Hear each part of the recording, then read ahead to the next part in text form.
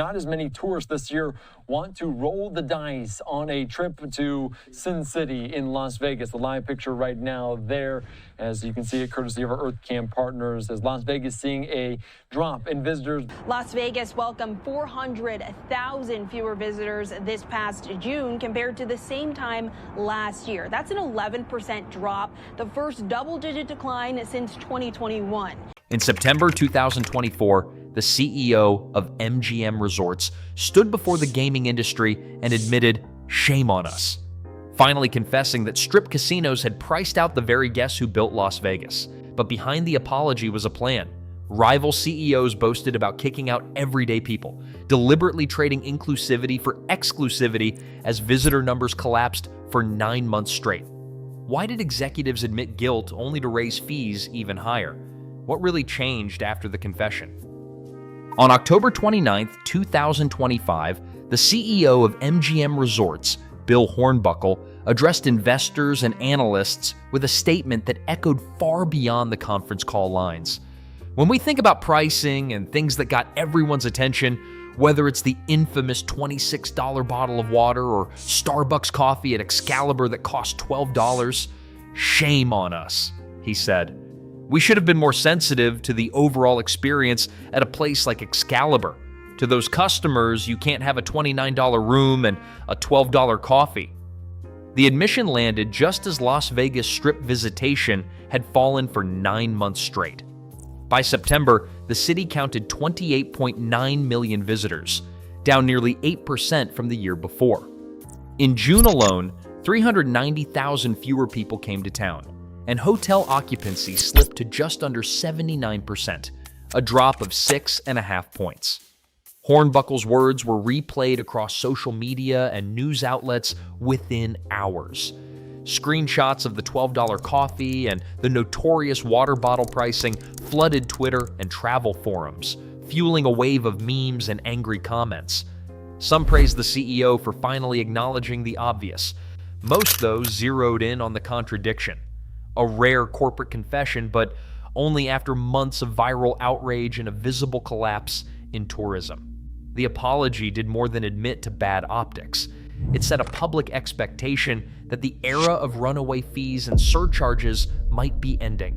For casino workers who had watched crowds thin and tips shrink, the moment brought a flicker of hope that management was listening.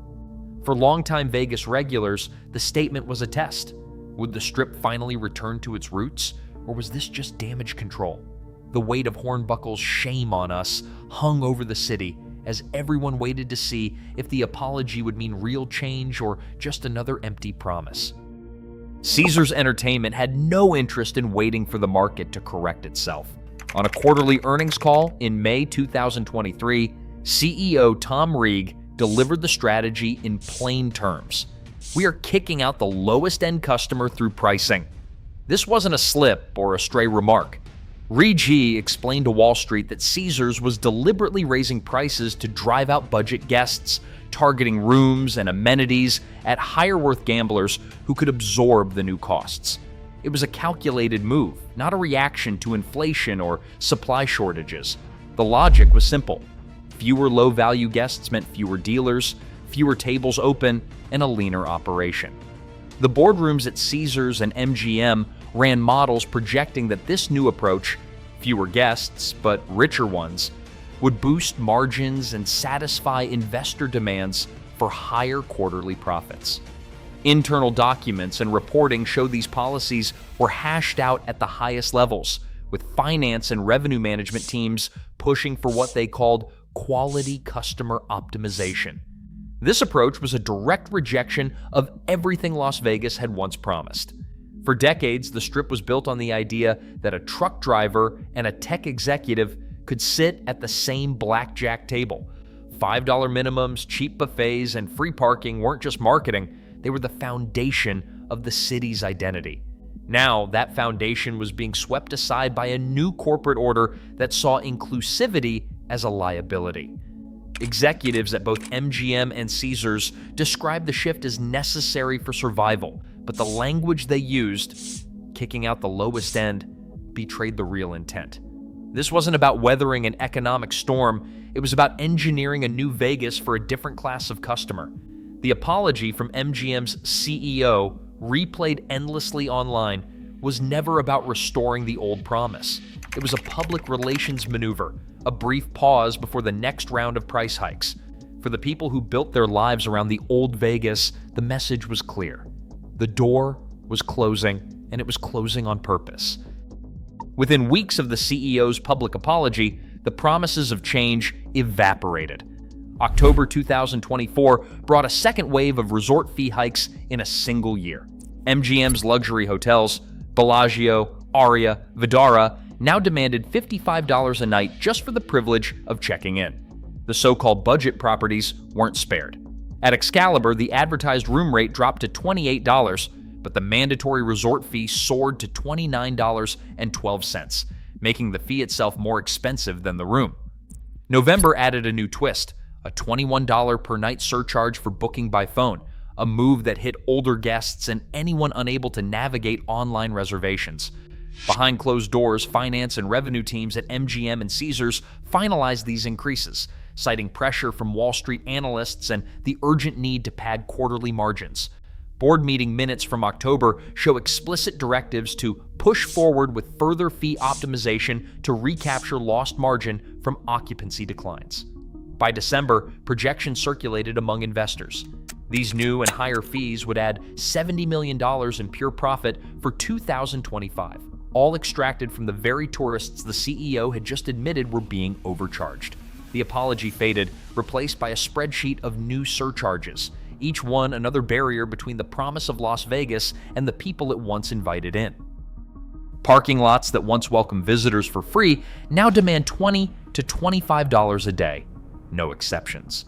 At the tables, the old $5 minimum has been replaced by a new standard, $25, $50, even $100 just to sit down at the most sought-after casinos.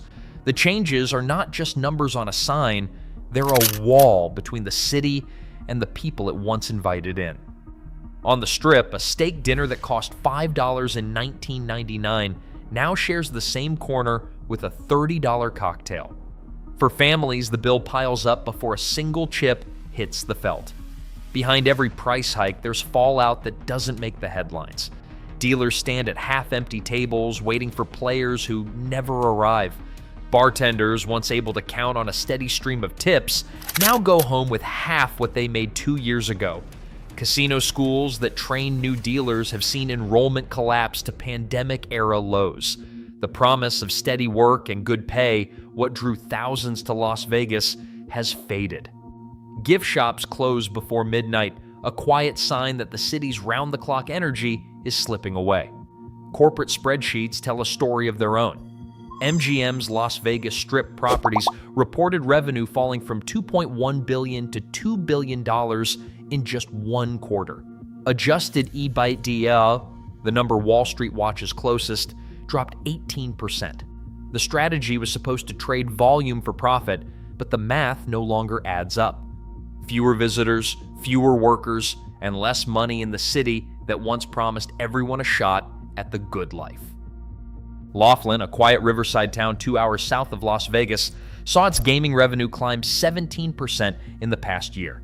Mesquite's numbers rose nearly 10%.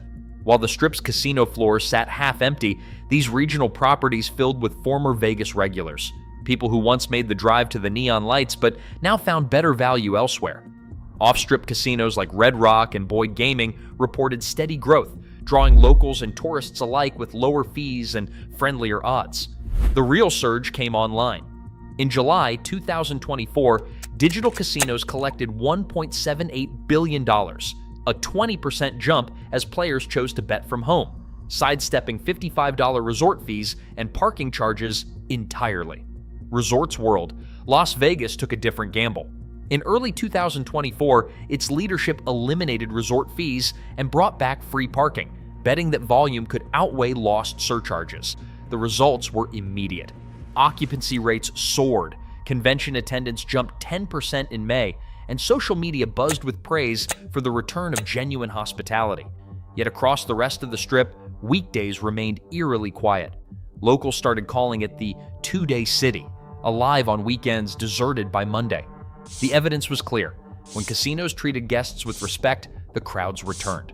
The rest of the industry chose to ignore the lesson, clinging to a model that drove customers away and left profits on the table.